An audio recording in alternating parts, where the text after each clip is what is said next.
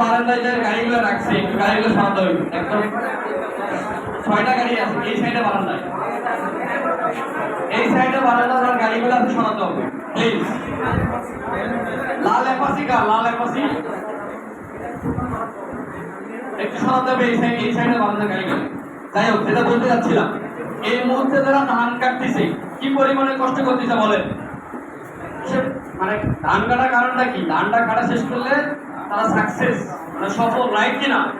তার মানে সফলতার জন্য এত কষ্ট করে রোদের মধ্যে ধান কাটতেছে, রোদ লাগতেছে না, গরম লাগতেছে না, কারণ কি তাদের মাইন্ডসেট একটা আছে, ধানটা কাটে উঠাতে হবে, রাইট কিনা? আমরা যদি এরকম মানে এর থেকে তো বেশি পরিশ্রম এখানে হচ্ছে না, কষ্ট হচ্ছে না এখানে। মানে মজার বিষয়টা হচ্ছে আজকে বাইরে কোনো বিদ্যুৎ নেই, আমরা এখানে জেনারেটরতে বিদ্যুতের ব্যবস্থা করছি, তার মানে আরামে থাকতে পারবো ইনশাল্লাহ। শুধু একটা মাইন্ডসেট করতে হবে, সেটা হচ্ছে যতই গরম লাগুক না কেন আমরা এখানে আজকে প্রোগ্রামটা দেখবো।